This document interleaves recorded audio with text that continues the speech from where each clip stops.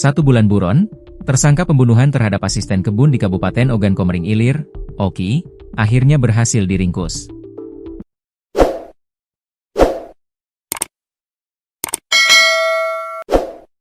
Tim gabungan dari Satreskrim, Satintelkam Polres Oki dan Polsek Sungai Menang meringkus Teddy Saputra, 32, di salah satu rumah keluarganya pada Selasa, 19 Agustus 2025, dini hari.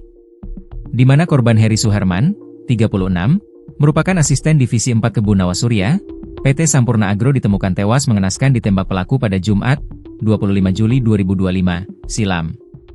Menurut keterangan polisi, pelaku menembak korban sebanyak 4 kali memakai senjata api rakitan di perkebunan sawit Desa Gajah Mati, Kecamatan Sungai Menang, Oki.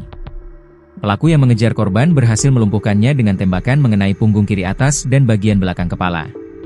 Korban yang sempat berusaha melarikan diri, akhirnya terjatuh dan meninggal di tempat kejadian, ujar Kapolres Oki, AKBP Eko Rubianto. Menurutnya, penangkapan pelaku dilakukan setelah tim gabungan melakukan penyelidikan intensif. Proses pencarian juga melibatkan tokoh masyarakat setempat yakni Made Wijaya Pangabean dan Ketut Ridwan guna mempersempit ruang gerak pelaku.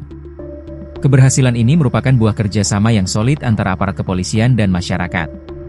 Kami berterima kasih kepada masyarakat yang telah membantu memberikan informasi penting, sehingga tersangka berhasil kami amankan, tegasnya.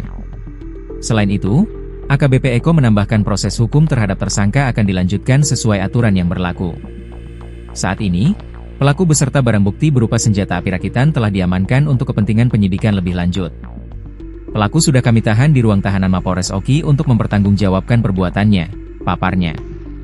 Di tempat yang sama pelaku Teddy mengaku kejadian pembunuhan itu spontan dilakukan akibat tidak terima dengan ucapan korban yang akan memindahkan tempat kerja. Awalnya saya bekerja di bagian perawatan kebun, lalu dipindahkan sebagai penjaga pondok dan terakhir saat sedang ikut apel pagi korban ngomong mau pindahkan untuk mengangkut, melansir, air. Karena tidak punya motor, saya menolak. Tapi tetap dipaksa untuk punya motor dan kalau tidak lebih baik berhenti saja kata korban.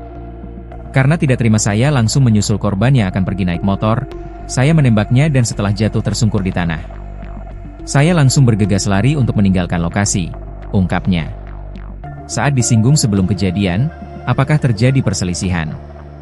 Teddy mengatakan hubungannya dengan korban selama ini baik-baik saja.